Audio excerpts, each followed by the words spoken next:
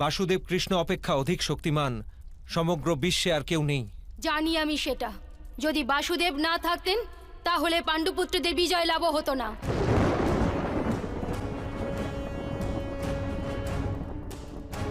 এই যুদ্ধই হতো না। জানি আমি এর সমস্ত শক্তি আর সমস্ত ষড়যন্ত্রকে। জানি আমি দূত সবাই কন্যা দ্রৌপদীর সম্মান রক্ষা বাসুদেবী করেছিলেন, কিন্তু এত শক্তি থাকা সত্ত্বেও কেন এই যুদ্ধ হতে দিলেন বাসুদেব?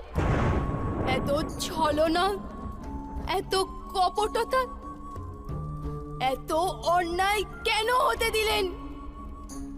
শোনো দেবকী নন্দন, শোনো বাসুদেব, শোনো। এই আর্যাবর্ত থেকে উঠে আসা ক্রন্দনের ধ্বনি শোনো। এক মাতার হৃদয়ের ভূমিতে দুঃখের তাণ্ডব দেখো। আমরা সবাই তোমার হাতের পুতুল মাত্র, তাহলে কেন আমাদের এত ভয়ঙ্কর নৃত্য করলে তুমি? কুরুক্ষেত্রের যুদ্ধভূমিতে সবচেয়ে বড় অধর্ম তুমি করেছো বাসুদেব, তুমি। বাস্তবে দণ্ডের অধিকারী তুমি। আমি মহা তপস্বিনী সুবল কন্যা, আমি মহাযোগিনী ধৃতরাষ্ট্র পত্নী, আমি মহা হতভাগিনী দুঃখী মাতা।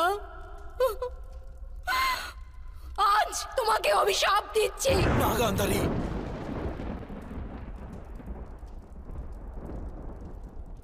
কি প্রকারে আপনি? হ্যাঁ, অভিশাপ দিচ্ছি।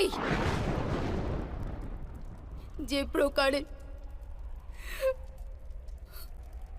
আমার বংশের বিনাশ হয়েছে, সেই প্রকারে তোমার চোখের সামনে তোমার যাদব বংশের বিনাশ হবে।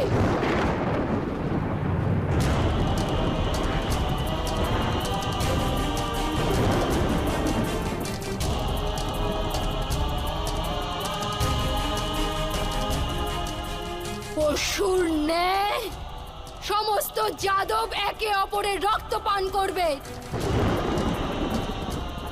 আর বাছুরের ন্যায় সমস্ত যাদব বালক ক্রন্দন করবে।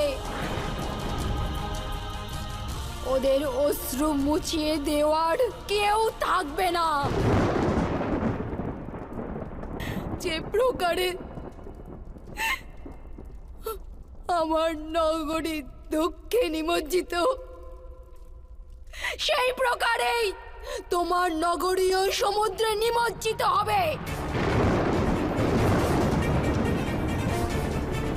সমস্ত নগরের স্বর্ণ ভবন সমুদ্রের গর্ভে নিমজ্জিত হবে।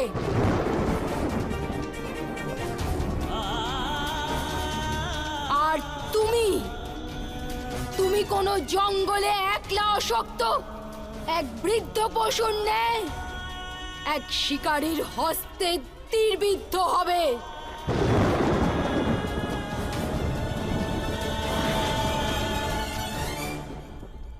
এক পুত্রহীন মাতার হৃদয় থেকে নির্গত অভিশাপ কখনো বিফল হয় না।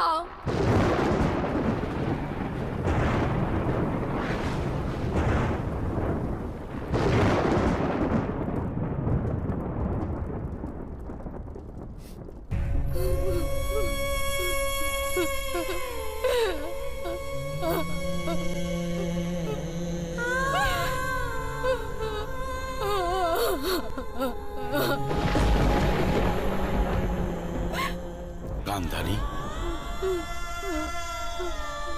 এটা তুমি কি করলে?